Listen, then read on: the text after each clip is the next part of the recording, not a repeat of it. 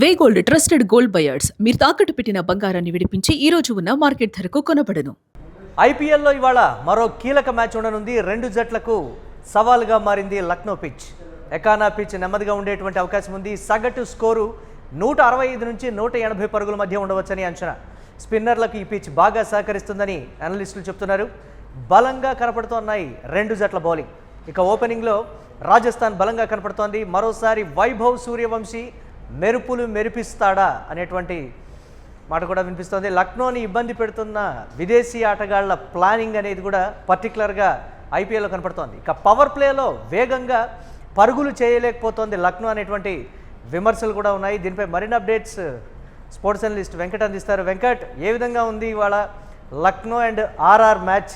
అంటే ఏం చెప్తారు మీరు ఈ మ్యాచ్కి సంబంధించి? ఈ రోజు మ్యాచ్ కి సంబంధించి అయితే కొంత డిఫరెంట్ గా ఉండేటువంటి ఛాన్స్ అయితే ఉంది. మనం ఇప్పటి వరకు కూడా రాజస్థాన్ ఆడేటువంటి మ్యాచ్ లో భారీ స్కోర్లు చూస్తూ వచ్చాం. కానీ ఈ రోజు ఆడేటువంటి మ్యాచ్ లో మాత్రం మొన్న కేకేఆర్ తో ఎలాగైతే తక్కువ స్కోర్ నమోదైందో ఈ రోజు కూడా దాదాపుగా అలాగే తక్కువ స్కోర్ అయితే రాజస్థాన్ నమోదు చేసేటువంటి ఛాన్స్ కనపడుతుంది. ఈ రెండు జట్ల బలాబలాలు చూస్తే మాత్రం నాకు రాజస్థాన్ బలంగా కనపడినా ఆ పిచ్ కండిషన్ అనేది అదొక మిస్టరీ, అంటే గోస్ట్ పిచ్ లాగా తయారైంది అనేది అయితే స్పష్టంగా చెప్పొచ్చు. ముందు అంటే ఆ టాస్ గెలిచిన వాళ్ళు బ్యాటింగ్ ఎంచుకున్నా బౌలింగ్ ఎంచుకున్నా సరే అది ఆ పిచ్ మీద కనీసం నిలబడటం కూడా కష్టమే అనేది అయితే స్పష్టంగా మనకు తెలుస్తున్నటువంటి విషయం. ఎందుకంటే ఆ నల్లరేగడి పిచ్ కావటం వల్ల, నల్లమట్టి వల్ల బంతి స్లో అవటం, స్పిన్నర్లకు అనుకూలంగా ఉండటం, అదేవిధంగా స్లో బౌలర్స్ వేరియేషన్స్ చూపించే వాళ్ళకి అనుకూలంగా ఉండటం, ఇవన్నీ కూడా అక్కడ అంటే సందీప్ శర్మ కానీ బ్రిజేష్ శర్మ ఇట్లాంటి బౌలర్స్ కి అది చాలా వరకు కూడా అడ్వాంటేజ్ అయ్యేటువంటి ఛాన్స్ ఉంది. కాబట్టి ఈ రోజు పిచ్ మీద అంటే ఎవరు నిలబడగలుగుతారో వాళ్ళదే విజయం అనేది అయితే స్పష్టంగా చెప్పొచ్చు. కానీ నాకైతే ఈరోజు లక్నో కొంత అంటే ఒక పక్క వ్యూహంతోనే బరిలోకి దిగొచ్చు బౌలింగ్ పరంగా అనేది అయితే నాకు అనిపిస్తున్నటువంటి విషయం. స్లో పిచ్ మీద వైభవ్ సూర్యవంశీ మెరుపులు మెరిపిస్తాడా? ముందుగా రాజస్థాన్ రాయల్స్ అనేటప్పటికీ వైభవ్ సూర్యవంశీ ఓపెనింగ్ బ్యాటింగ్ మీద అందరి దృష్టి ఉండేటువంటి అవకాశం ఉంది. ప్రత్యర్థులు కూడా ఏ విధంగా అవుట్ చేయాలనేటువంటి ఒక ప్లానింగ్. ఏంటి స్లో పిచ్ మీద ఎలా ఉంటుందంటారు వైభవ్ బ్యాటింగ్? స్లో పిచ్ మీద వైభవ్ ఖచ్చితంగా ఇబ్బంది పడతాడు అనేది అయితే స్పష్టంగా అర్థమవుతుంది. ఎందుకంటే అతను బంతి ఒకవేళ స్వింగ్ అయినా స్పీడ్ తగ్గినా సరే షార్ట్స్ ఆడలేడు అనేది అతని మీద ఉన్నటువంటి విమర్శ. కాబట్టి ఈ రోజు పవర్ ప్లేలో కనుక అతన్ని కంట్రోల్ చేయగలిగితే, అంటే మామూలుగా ప్రిన్స్ యాదవ్ కానీ మహమ్మద్ షమీ కానీ లేదంటే ఇలాంటి బౌలర్స్ ఎవరైతే ఉన్నారో లక్నో నుంచి మిచ్ మార్ష్ కూడా ఆ స్లో బాల్స్ తో అతను ఇబ్బంది పెట్టచ్చు. కాబట్టి మిచ్ మార్ష్ ని కొంత పవర్ ప్లేలో కూడా ఒక ఓవర్ వేయిస్తే బాగుంటుంది అనేటువంటి ఒపీనియన్స్ కూడా ఉన్నాయి. మరి దాని విషయంలో ఎలా ప్రిపేర్ అయింది లక్నో అనేది చూడాలి. కానీ వైభవ్ కానీ యశస్వి జైస్వాల్ కానీ వీళ్ళిద్దరూ ఈ రోజు కొంత అంటే వీళ్ళిద్దరిలో అలాగే వాళ్ళ టాప్ ఆర్డర్ కి సంబంధించి ధ్రువ్ జురేల్ కానీ యశస్వి జైస్వాల్ కానీ వీళ్ళిద్దరే అక్కడ ఈ రోజు నిలబడేటువంటి ఛాన్స్ ఉంది. ఎందుకంటే వీళ్ళిద్దరు స్లో పిచ్చెస్ మీద కూడా ఆడగలిగే కెపాసిటీ ఉన్నటువంటి ప్లేయర్స్. ఎస్, లక్నో చూడటానికి అన్ని విధాల అద్భుతమైనటువంటి ప్లేయర్లు ఉన్నప్పటికీ కూడా ఎందుకు లక్ కలిసి రావడం లేదు అనేటువంటి ఒక విమర్శ ఉంది కదా. బ్యాటింగ్లో కానీ బౌలింగ్లో కానీ ఫీల్డింగ్లో కూడా వారు చేస్తున్నటువంటి తప్పిదాలు పర్టికులర్గా కొన్ని మ్యాచ్ల్లో కూడా గెలుపు అవకాశాలని చేజార్చిన పరిస్థితులు కూడా మనం చూసాం. ఏంటి అసలు దానికి సంబంధించి? పంత్ జట్టులో తీసుకురావాల్సినటువంటి స్పోర్టివ్నెస్ అనేది తీసుకురాలేకపోతున్నాడు. ఎందుకంటే అతని మీద కూడా ఒత్తిడి ఉంది. భారీ ధర కొనుగోలు చేయడం, 25 కోట్లకు పైగా కొనుగోలు చేయడం, ఇవన్నీ కూడా అతని మీద భారీ ఒత్తిడి ఉంది. కాబట్టి పంత్ కూడా కొంత సమర్థవంతంగా ఆ వ్యూహాలను అమలు చేయలేకపోతున్నాడు అనేది ఉన్నటువంటి విమర్శ. అలాగే కొంత ఈ ఫాస్ట్ బౌలర్లను వినియోగించుకునే విషయంలో కూడా అంటే ఆలోచన లేకుండా వ్యవహరిస్తున్నాడు. అటు డగౌట్ నుంచి కూడా సరిగ్గా సహకారం అందట్లేదు అతనికి అనేది కూడా కొంత వినపడుతున్నటువంటి కామెంట్. దానికి తోడు యాజమాన్యం నుంచి వస్తున్నటువంటి ఒత్తిడి, అంటే ఇతర జట్లకు ఉన్నటువంటి ఫ్రీడమ్ లక్నోకి లేకపోవడమే కొంత పంత్ను కూడా ఇబ్బంది పెడుతుంది అనేటువంటి విమర్శ అయితే ఉంది.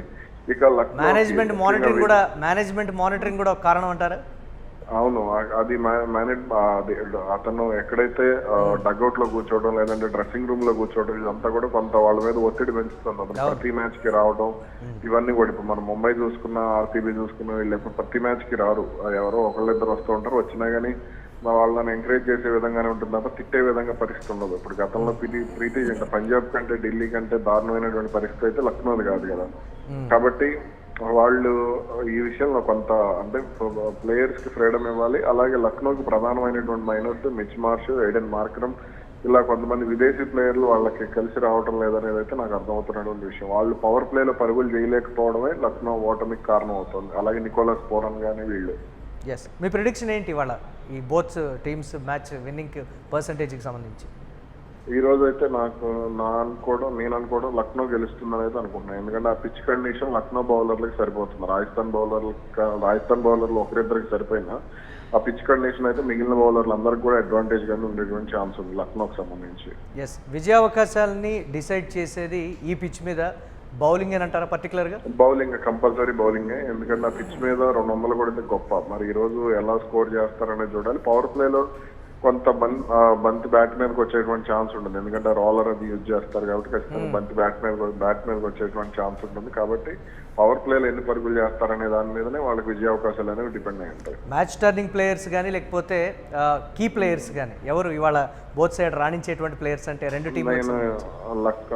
రాజస్థాన్ కి సంబంధించి యశస్వి జైస్వాల్ అనుకున్నా. అలాగే దీనికి సంబంధించి అయితే ఏడెన్ మార్క్రమ్. ఎందుకంటే ఆ పిచ్ కండిషన్ మార్క్రమ్ బ్యాటింగ్ కి సరిగా సరిపోతుంది. అతను బ్యాటింగ్ స్టాన్స్ కానీ అలాగే యశస్వి జైస్వాల్ బ్యాటింగ్ స్టాన్స్ కానీ అది సరిగా సరిపోతుంది.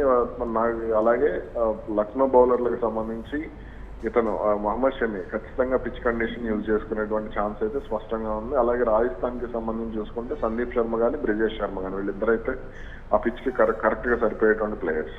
ఎస్, రీసెంట్ టైమ్స్ లో మనం చూస్తున్నాం నెక్ టు నెక్ మ్యాచెస్ ఎక్కువగా కనపడుతున్నాయి. ఇవాళ కూడా అదే సిచ్యువేషన్ ఉంటుందా ఫైనల్ గా? ఉండొచ్చు. మొన్న ఇప్పుడు కేకేఆర్ తో రాజస్థాన్ అనేటువంటి మ్యాచ్ అలాంటి మ్యాచ్ కదా, కాబట్టి ఖచ్చితంగా అటువంటి కండిషన్ ఉండేటువంటి ఛాన్సెస్ అయితే కనపడుతున్నాయి అనుకుంటున్నాను నేను. అలాగే మిడిల్ ఓవర్స్ లో వీళ్ళైనా ఎక్కువ పరుగులు చేస్తే మాత్రం ఖచ్చితంగా అది ఎవరికైనా సరే, ఇప్పుడు వాళ్ళైనా సరే వీళ్ళైనా సరే మిడిల్ ఓవర్స్ లో ఫస్ట్ బ్యాటింగ్ చేసే వాళ్ళు ఎక్కువ పరుగులు చేస్తేనే వాళ్ళకి విజయ అవకాశాలు అనేవి ఎక్కువగా ఉంటాయి. Right, thanks for analysis Venkat. ఇక ఐపీఎల్లో ఇవాళ మరో కీలక మ్యాచ్ ఉండనుంది. రెండు జట్లకు లక్నో పిచ్ సవాల్గా మారింది. ఎకానా పిచ్ నెమ్మదిగా ఉండేటువంటి అవకాశం ఉంది. ఈ నేపథ్యంలో ఈ మ్యాచ్లో ఆ పిచ్ మీద సగటు స్కోరు 165 నుంచి 180 పరుగుల మధ్య ఉండేటువంటి అవకాశం ఉందని అనలిస్టులు చెప్తున్నారు. ఇక స్పిన్నర్లకు ఈ పిచ్ బాగా సహకరిస్తుందని కూడా అక్కడ వినికిడి. ఇక బలంగా కనపడుతున్నాయి రెండు జట్ల బౌలింగ్. ఇక ఓపెనింగ్లో రాజస్థాన్ బలంగా కనిపిస్తోంది. ఈ మ్యాచ్లో అంటే ఈ పిచ్లో స్లో పిచ్లో వైభవ్ సూర్యవంశీ మెరుపులు మెరిపిస్తాడా అనేటువంటి అనుమానం కూడా ఉంది. లక్నోని విదేశీ ఆటగాళ్ల ప్లాన్ అయితే ఇబ్బంది పెడుతున్నట్లుగా తెలుస్తోంది. పవర్ ప్లేలో లక్నో వేగంగా పరుగులు చేయలేకపోతుంది అనేటువంటి విమర్శలు అయితే ఉన్నాయి.